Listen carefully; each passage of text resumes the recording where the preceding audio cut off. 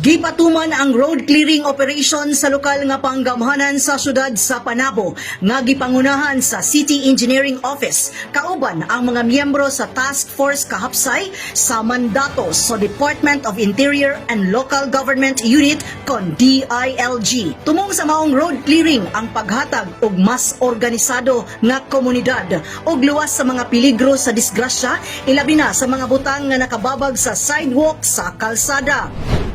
Doon na kita'y balaod sa DILG nga taga-quarter magbuhat dito road clearing para sa mga makahamper sa road right of way sa atuang syudad o uban pod nga mga illegal na istruktura nga di gid siya pwede dire tungod kay makakuan siya kakosya og traffic, makakosya og disgrasya o isa pa illegal gud siya.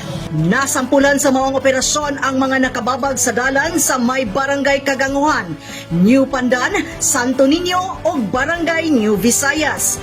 Dugang pa ni Engineer Domen ang pagbungkag sa mga illegal structures o mga butang nga nakahamper sa road right of way sama sa tindahan, tambay nga sakyanan o guban pa makatabang nga mabalik ang sakto nga agianan sa mga sakyanan o tao. Sa maong mandato gipahimangnuan ang tanan nga musunod sa balaod alang sa katungod sa uban nga mogamit sa pampublikong kadalanan.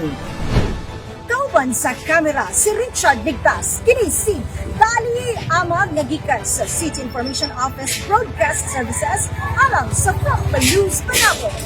Importante, important.